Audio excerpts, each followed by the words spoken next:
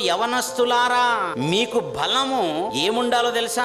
కండబలం కాదు, అండబలం కాదు, స్థానబలం కాదు, ఇవేవి కాదట. మీలో దేవుని వాక్యం ఉండటం వల్ల మీరు బలవంతులు. అంటే చేప బలం మనకు తెలుసు, మొసలి బలం మనకు తెలుసు, నీ బలము కూడా నీకు తెలియాలి. దేవుని వాక్యం ఎవరిలో అయితే ఉంటుందో వాళ్ళు బలంగా ఉంటారండి. మీకు ఎన్ని పాఠాలు వస్తే మీరు అంత బలంగా ఉంటారండి. బైబిల్లోని విషయాలు మీరు ఎంత తెలుసుకుంటే మీరు అంత బలవంతులు అయిపోతుంటారు. చాలా మంది ఒకానొక స్టేజ్ వరకు వచ్చేసి ఇంకా నేర్చుకోవటం ఆపేస్తుంటారండి. వాళ్ళు ఏమనుకుంటారంటే, ఇంకా నేను వయసు చాలా పెద్ద వయసుకు వచ్చేసాను కనుక ఇంకా నేను నేర్చుకోవాల్సిన అవసరం లేదు అనుకుంటుంటారు. అసలు వయసుకి దేవుని మాటలకు సంబంధమే లేదు. అంటే నీ వయసు పెరగటం వల్ల దేవుని వాక్యం నీకు వచ్చేస్తుందని ఎవరు చెప్పారు? అందుకే జీవిత కాలం అంతా మనం ఒక విద్యార్థిగా ఉండి దేవుని వాక్యాన్ని ఔపాసన పడుతుంటే, ఎంత వాక్యమును మన హృదయంలో నింపుకుంటే మనం అంత బలవంతులైపోతామండి. లేదంటే మన ఆత్మీయ జీవితంలో మనం చాలా ఘోరాతి ఘోరంగా విఫలమవుతాం.